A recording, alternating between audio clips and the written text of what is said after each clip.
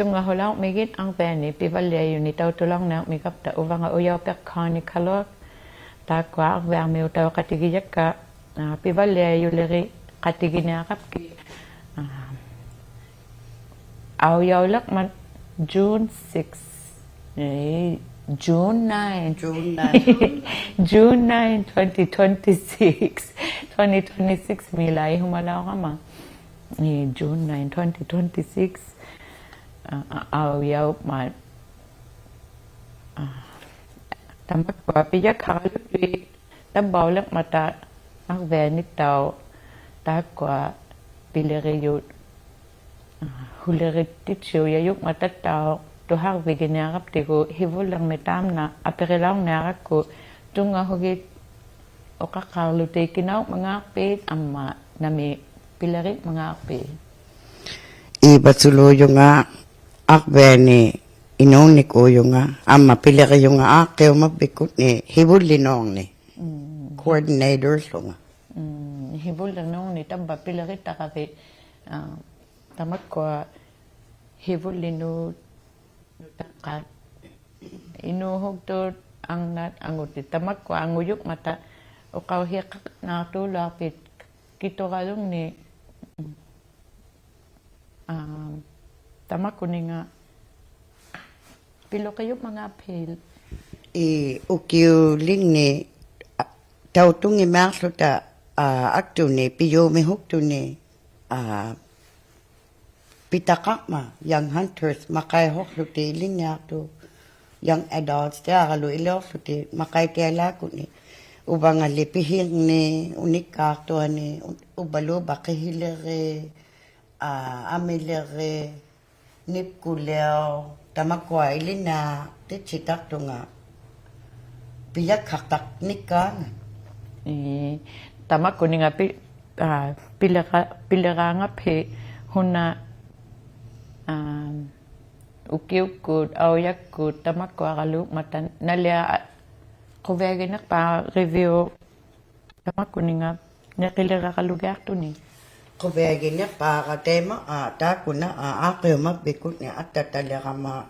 ukiyo makuli at talera ma kahilera niya may ilit sigyo akimalak to nga natsa ugyo kahil ni ilinaktit si ilinaktit awso nga ayong ilera ma kahilera season maliklugi pitagaw yung maliklugin nikulew nakiganga nikulew rayo mi yuta itchatu yutak to piyak he nipkuleo rayo be kanaw lerang ubanga nang mine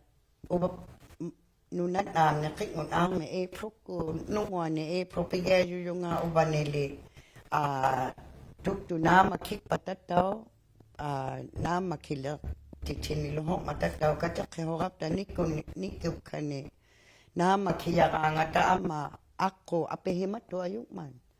apehimang iliranga ta bunga nakiyaranga ihwarun nami elders and young hunters cabin mi nipkuleo raw yayuyugot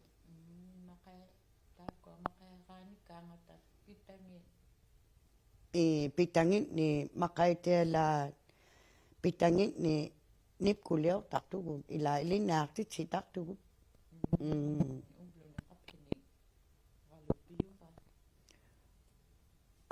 katek kiyuju ukiu luta pa tuktu ilu bakag liyaranga ta kihanya ungahik tulaw yu katek hitit yugi tuktu akbeni ungahik tulaw yu ukiu luta pa katek hitak tu lay ten ungataw mayaranga ta tuktu nyang yuti tamak ko nipkulio nang megalo tamakwa tu nekingit kihimiung ma hunamit daw nakilagayo vehe Mana ublume nip kuleo ani kapta ni kauilaw ka bini paluk daw yay na matat kilokit siya ba suni. Tuk tu pe ni kapti ko mana ting me alerilat tugun. Ting me ani mana pilara kalat me yugun. Man ni kangui ting me. kano kalo Ubla ting me sausage ubla kung mitaliw law tugun. Ting me ni grind suta. Hakilitari yuta. Bacon me like you go pepper left off to go. Ubla ting me sausage liu lao to go. Emma Amma ting me jello ngong na mga kawi hang na gabu ublo min jello liu ngulyo akago kawi na me jello ngong mga ting me ting me jello. oh man nigli kano igalaw pigit igalaw miyutaw Ikpaka man niliw lao kapta kupita yugo dessert liu yung may mata mamak to ka liu yung mata maning ne. Ikpaka dessert liu lao yung maning ne. Debo ego kablunado date nukto mani mamak to mani.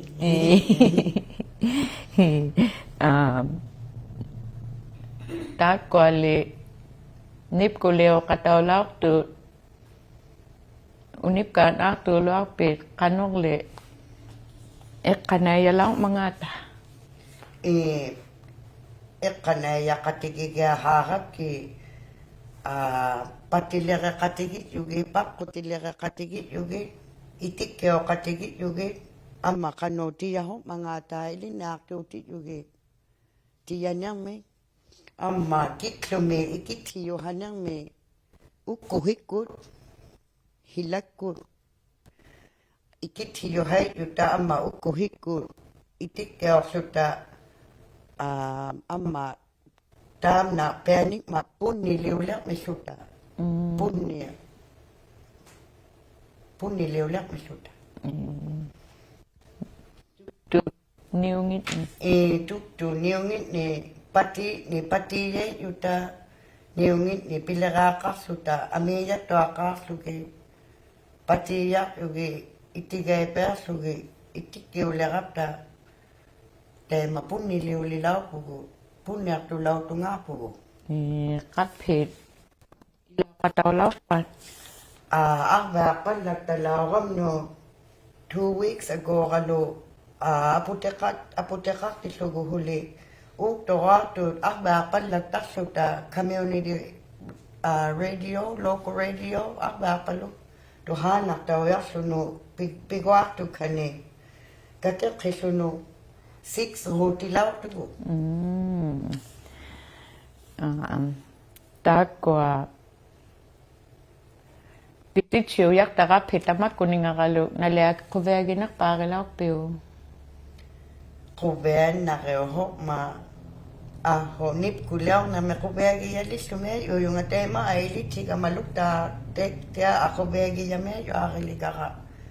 kayo hiyo ya me na tu yo iliti magin na me ma to asuni kanunip kuliw yuyu kanunip kuliw law pa ako mabing me katita suta ubla ko 9 me Katiani ko ta 9:30 ngok patak pa nga lang luta ihwa na mo cabins no cabins ninip ko leo lang luta 12 mga pa ay wa to ay taksuta nariyaga kakap tao linato tili takak takmat tao amma wan mga pagkata kila miluta akaw mabing me 1:30 tak pa nga lang miluta 4 milu pa 5 milu pa penik luta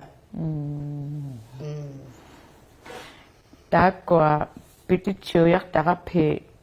ukiuling ni kapeno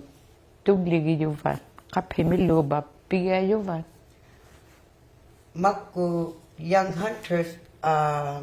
peni kanga tata ko young adults piya tayu mata aphimaw mata mana young adults ni help to go pigwa to tamani 18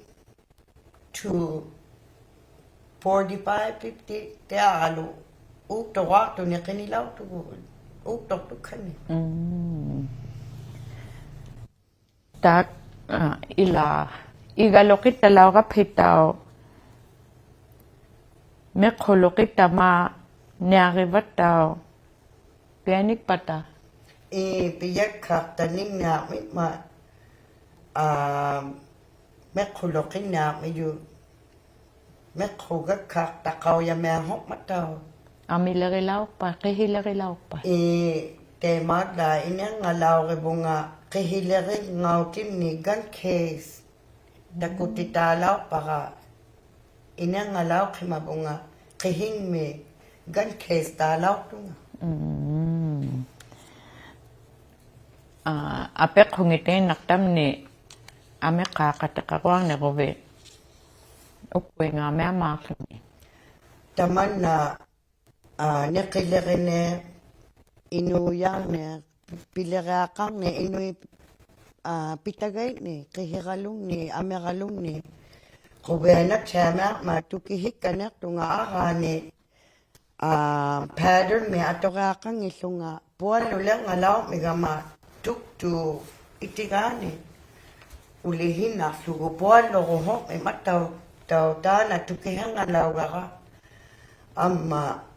kahilari talak tunita kubena chama ma tukihik kanilaw gaka uktok tuk kani piyome huktok kani encourage piyome ha punga ilitsi yun ako ba na kayo man daman na inuyang na mo at tatak tuyo ma yang ngutsyaw tuyo gamat daw ako ba ni piniluk talaha kama ananay kama ko ba na kayo na ma piyo me ha kanya punga kihila kayo kani nip kulyaw tu kani ko ba na kayo man pangat daw tema ilaw kataw law kama nakilarinang me mat nakatawak pungat taw ilit siva lilaw kamat taw tamat ko taw tuktu hauning pati yagaw mata igalyak mata iganik mata hunaw ba punyang nek tayo nek man tak ko taw hauni katek koga kahok mayut taw pati yalang do ne igita kamyanong nito punni liu lego be atong ngakat ni hauni lutamo pati ya kalugo pati ya ni kunni niu per lugo at sikile kayu ya kali pati bini per ni ko itikan ni pinyangi mata amma punni liu leranga ma pati binyang ni katek kwesu to ayu nga nek te leranga ma moksa atu yuga ke hilamite may galaw kapta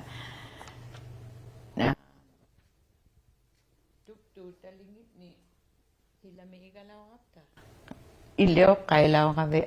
apup mi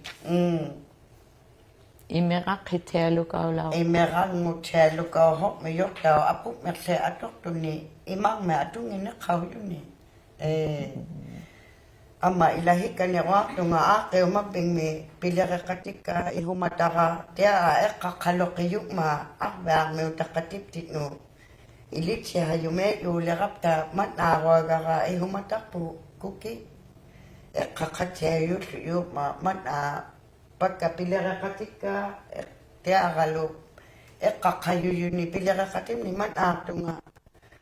ilinatak to meyo matamak kukto ananang ngoha anatang ngoha tam na tao mat ako tigit taga pilera katim no tabaw buter kwang ne kupit taw ilan ni ukoy nga ma nilo ako tabaw buti lang nga nunabong meo katika tabaw buti mata ko ba anak to kalung ni tabaw buti haken elisapi tika yung ni elisapi ko plan Nuna bu meuluk tau bok bau bu himat na oban ni tau tu lau kape. Hibunip tinit tao imaka hunakalong ni pilo kayo makibat tao.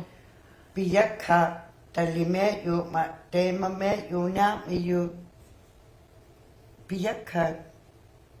nok kahuitu mata inuyang ni taman na kawama lau kaka inuyang ni luk tu ni piyak ka teme. Ay tu hema ngugata hokokwa ngay tu yui. Pilagari laki naktaklo. Pilagari na laki naktaklo ge bitaw na ka. Itakul lakaloy. Nip kulio tuniloy o apelahak tu hikin niyaktamen alarang apelahang nakiyo apuk mitaw maling nakma. Kitirul liwi taw piget tu ayuk mata. Amma inungwa leo tulong na rubi nauyang ni isuy lihakutik kami. Napay tamerlo hitaw atutakak mayo. Ubalo bating mayang ni payugaw talak tu ni tabung akimak tu ni tik mayak taw na ako bining mengit ni atu yuga ma. Nauya yu taw isuy tu ayuk matanip kuleo tu ni. Ok hokalaw pating maya leo kape. Ok kano punyang niyang nguyo vigibat tao. Tam nakatik kulaw ka buting mayang me sausage liyo ka bu punya katik kulaw miya bu bomon. Ako chibing mo. Kubena ko ni nakilarin niyang may ilinakit silaw kape. Tema to. Tabo nga kanya amehot ya hakikan ng napot. Hila utok ta meto aruk ta piniluk ta meto aruk ta tema me ukan yang ne. Tam na apek kulaw taka iwa suluk ake umabikut ni nakilarin niyang may ilinakit siya katawlaw mat apek hoktulo alaw kapo mat nakpagit. Tunga humalaw kami kubena ko ni tunga huktit siya kapilo. Ilaw katawlaw ama hilan na ya chay lukawlaw kapta hilag ko igama suta nunata ko kanyak suni ting mea kalui bird gimainuk tuhon na. Kupanwa. Kupanwa kalut na nagla takut tasugit tako kanyak suni iho mamutimi mo iswa kekatawlaw kama hilan na ya titsalo kawlaw ka pinga ilit sa kataw kama tao nakilakin yang me patikalong ni tao kagla tako heo kinakamalik ko kama Mat na kay siyak talaw kabi ama mat na ay iliw katiti humatatiti ay kakatya yusuyo mata ay iliw suhitaw mat na papi. ima mat napaka iwa tam na tao apek korang na rakutaw pilere katiging miya lilian tuharang na megap tigo nukangalaw kalan ang nakapta takwa ay ilyong niku tao tulaw na nakap tigo nukangalaw ang utarang na miyugo. Hey,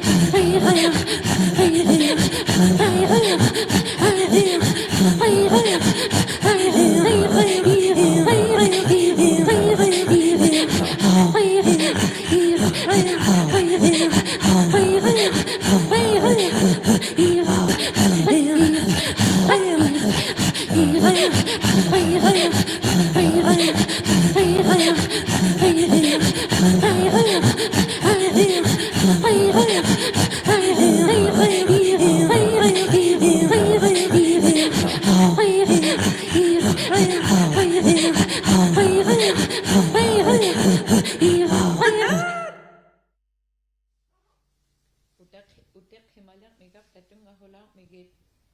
ni pivale yun itaw tuktugut bang uyaw pekani kalor dam na apek kunelak migap ko hibulang me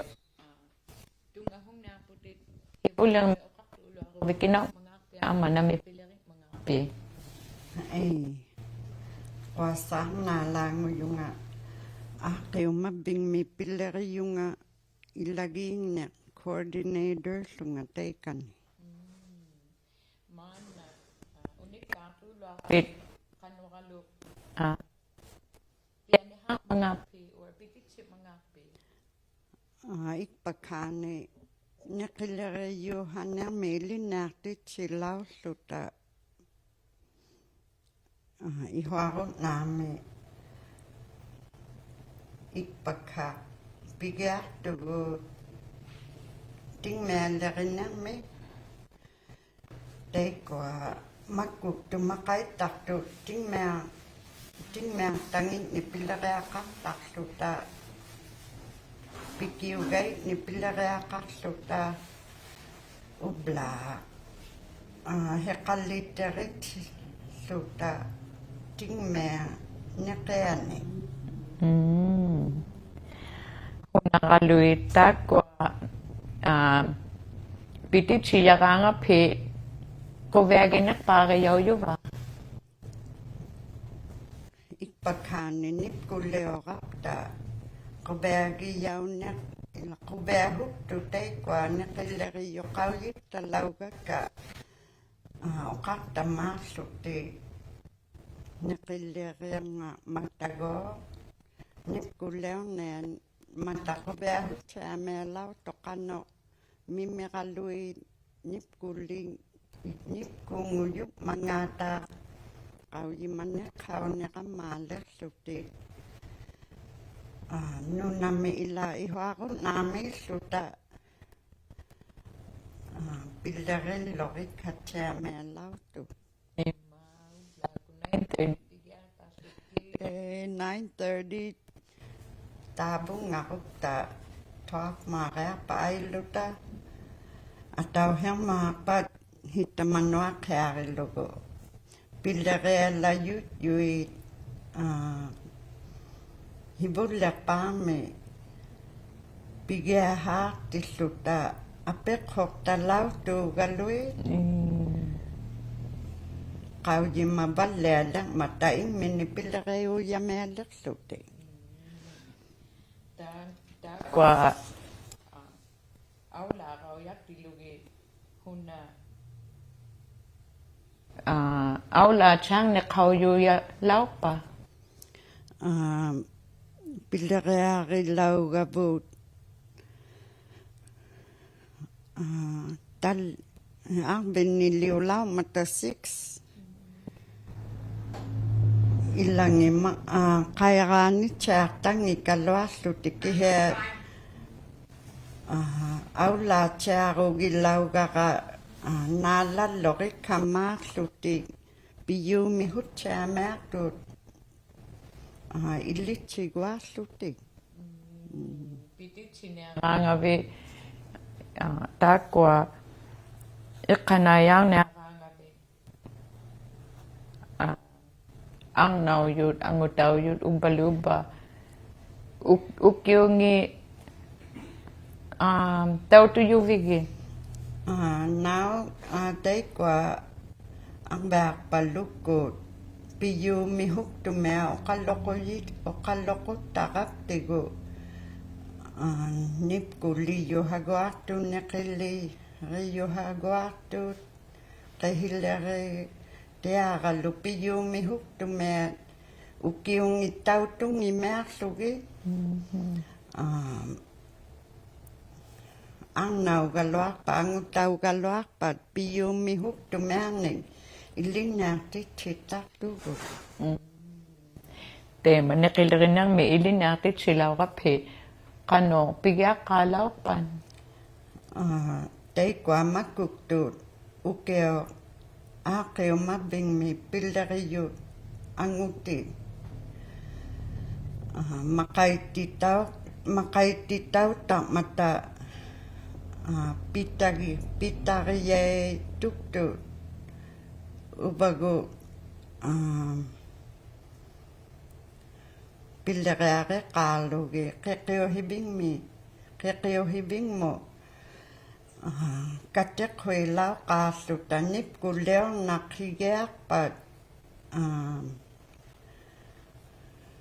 uktu tigiyau tanea mata piyumihuk-tuni oqauhin nagu galuailinaati tilluta pittarapta piyumihuk-tu ilitsipalleaqullugi taikua maqaitimakkuktu maqaititautarlutik neqitaartartuku Takwa neqilerinang miinat naangungi naqliaqma hunamittao ilinaatitsi himavi ukiaka pillerille haalaurama November mi qihillerititsi lausluta qernertulleusluta pannermata pualluli juhallilau miyut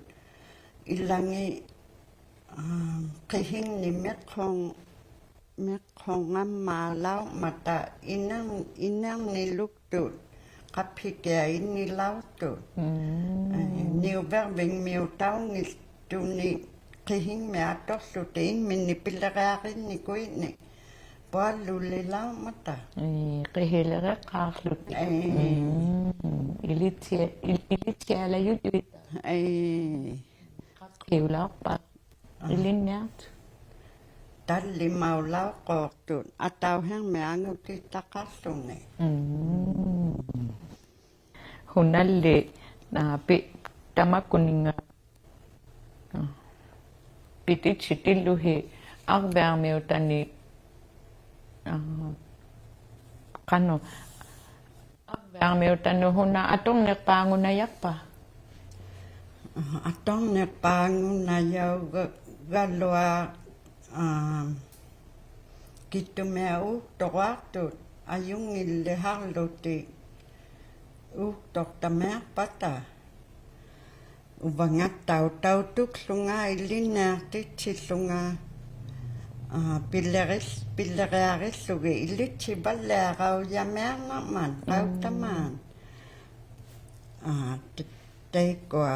pillereqatikka ikajortamaarlugi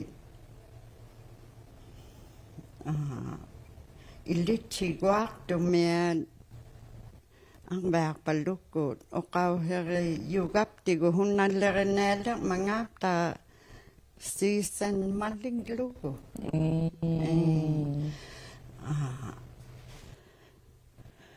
attilleortumia naan illinnaartik tameagapu ukiungulau matema qihilerinarmi ilinnaartitsilaarluti aujauleqma nipku neqilerinarmi ilinnaartitsilluti upenga nipkullerine ukeo qihingnik puallulilluti qihilleriqaarluti amma igayuhannermitao illinnaartitsi yukapta ilaannikut qabluna tikilluti tamaunga qaujahariartunnerjuuttini qannoqallu igayuhannermi ajjigiingittornik akublaqqarlugi meksqarlugi taimaublaa tingmeani heqallittereeqaarluta igalautugu manningni illaqarlugu oqaapaniquarneruvittao tamakkua qaulimajaujaqeelingni ukkuingaameamaartuni arvearmiutani illitsiguartuni tunga hukti chita meagapta ukiungin ni tautungi suta ilitsi guardu atileu tameapata kobeanak tagayakto atau hingisunga o kauti yaulekama hibullek paamigo tea pilleringa man kauyi manele mango kanupigaka mangata amma pualulilau tu ukeo kubea hutsameak talau mata innerangata atau heraglau kalau tu kehing nigo pilleriaka tanele man pitcha yo hallu nige pittanela magi puallu teikua inige allu toritsa mela magi qihilerinang me ilinna qa lauqa qihilere qaasluti oqquiye mamingiye panek qiaq panek mata illik terallullerluti illik terning mata pualuli lersuti atau ka hibullek paarillugu pealei naktugayangu maqannoqallu meqqoqiaqa mangaataannallumna yuarlunni toabeq haangimeallaugaput meqqortu piujameaqna ilitsi yamikni piujameaqt ilitsi yang minni piujamearluti tammaayak tameaqalluarluti oqautittarlugi hibullek paamik tea kihea itsaangimearpat tammaajamearluti hibullek paa pilleriarigiahaarlugi itsaangilluniu baluba tammaajarnaqattaayummat kayuhituinnartinni lumearlugi aaqik balliaqaujallерluti pinnilluktuinnaqaangata ma nalunariuyuk maila aaqtornang miluni qauyamangilauqama qauyamang mahuliugalma neqilerinang mitaunaluuyaqtalauqama nalungineqqauleqama teikua maqaiti naabut pittaraangata amiittu qattaayu mata aho oqautillerili amilingni tikiuttequllugiit qauyimat tarneaqap taqanno tautubluta qanno ami aattujuk mangata ammalu pilleriarilerlugi ukiu taurila igingi mata ami auyali tamakkuaqalui amma kamilioratu ni tautuhaumagama niu ni atoqsutittau kamiliu ja tumek hoqimangittungawagalua ilinnearumaarnarlaartuku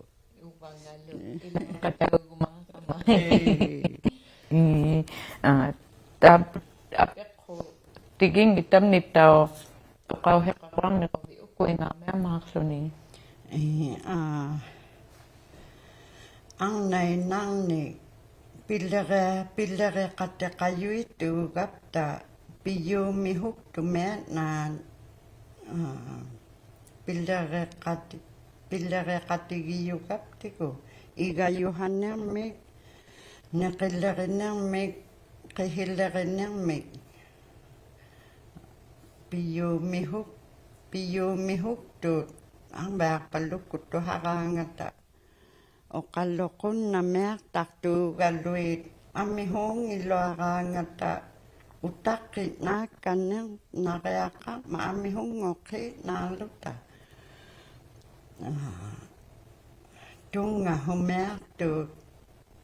makkukalluaruvit innaugalluaruvit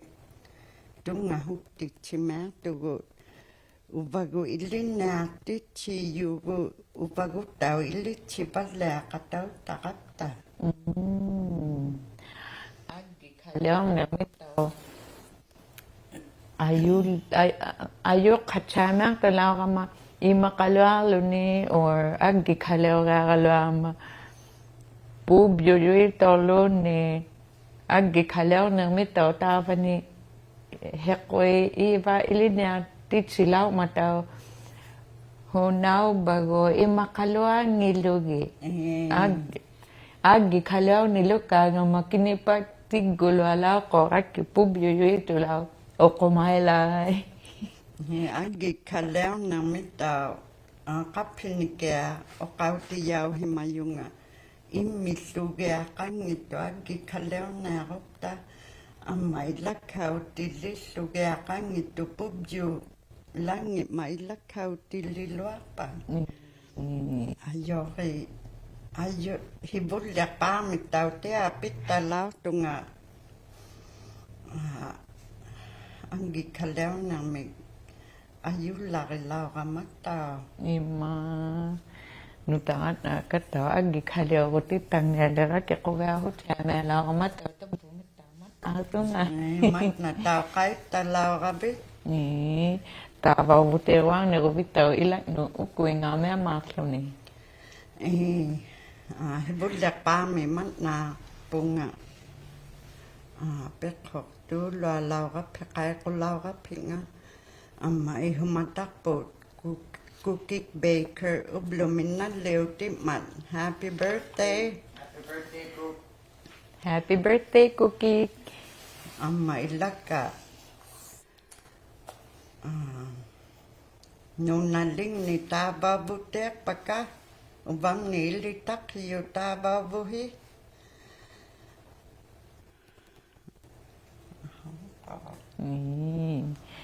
mat na gabi ilit siya may kamataw cookie baker taw naliw na kayo kataw sugo happy birthday cookie mat na kataw sugo taw nalulaw kamataw nalungin na kaula kama mat na kataw sungalo ilik no ama hekoy iba mat na kataw sugo nalungin na kaula kamataw kanangalo agi kaleo nikileri amma kuvegi na pagalaw ko hilame kiklu uleo suta ukuhit mutaw igaw ya lang kata may tuhang ikone ikwala palut na nga tuhang itsamak suni puyo agag tatakuran na suni may titok taw imak hilami igas suni kubean na kayo man kupanwa palug tama suni upeng ako te anek tuni kubean na yame yuyo iga lokis suni nip kuliw lokis suni Ima chamea mat na chamea lak pungat taw ilit sivalak sungat taw ilaw kataw law kamanya kilakinang mo amma nalungin na kaulak sungalo tabo nga kanya bakta kataw bapi ivalo amma akaw mabi mat apo nga aw lakti chichalo kaw takapi atu tilit yun mat nào gấp khi biyo mi hút tụ mẹ tung nga hút tao lịch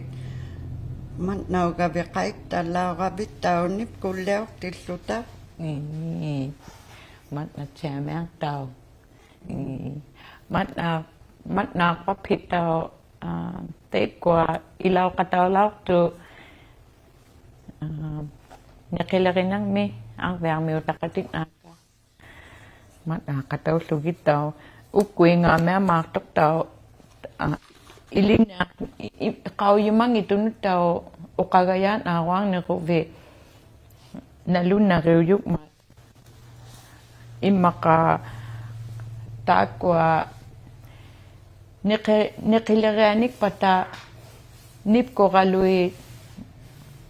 pung ni galuyuk matatao pung ni liulaw luta takwa pati galui pigagap tigutao iganik mata tivalege alilawap tigutao Teikwa nipku liulaw gabut kinipalokika ngata putainak ta kaya kangitu tukihilaw tunga kaya hibing mo ilihit tainak suta ama punyang na taiku ngataw kaya hibing mo ililugo punyang na katana kaw na ya igunak palayulo neke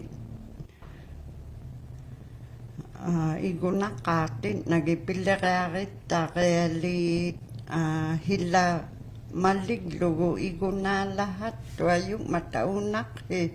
lekanga hila Hekinet tawila ato tiyana mamana lumiulik to unang nakasuyuya talekman unang nakasuyo talekto Ujjarilaw ka kataw ta ko ating me maningi ino kalyanik mata global warming taman na ato tiyama ma taw takunak ma Ujjari sakpiw taw inuk tigu ta ko ato yugap tigu ting me angaluit June, manit. Ino taba magpihakalo mamanit. Ino palele nito. Global warming. Yung luabilek man. Malidwavik to ima. Ilame. Ayahong nene. Ujang naktu. Amma. Nikinitaw how nitalaw kalwakap ta. Unoy na akagungok pa nui talianik to. Au kimalenik lune apo. Au kimayabo nui mea. Nui tainak tamelek matahekenek. Unak kilualek man. Unoy na awakala meak to yak takluti. Taman na tao ujang nalaw to. Awakala na kaslutulik ma. Nip ko kala mea makluti ublo ataw hiuyak. Ano kito tselo ka wala ko ni? Mea nakilagaya ni masluta. Ni palulim matuk yuman. Bea ni tselo ka wala to. Ma ublo itsa ko ni hanat taili o kaning mapigyan suta taliman utikis sugo pilaw kap tahila mo iga malaw suta may itsa ko ni. Man alak papit ang dami tayo kataw kugiba kataw man alak po nga Man now you hit tao. Man alak po ko tayo tutulo alaw kap he apek kulak tavot apek kulak takata ko ang dami katika fasuluk ama lin ang nala akiw mabing mi bislutik apek ko yalaw ka matnak po nga ublo ka tiyang nalak po hi uno ka tiyang nalak po hi o mga uyaw pek kani kalor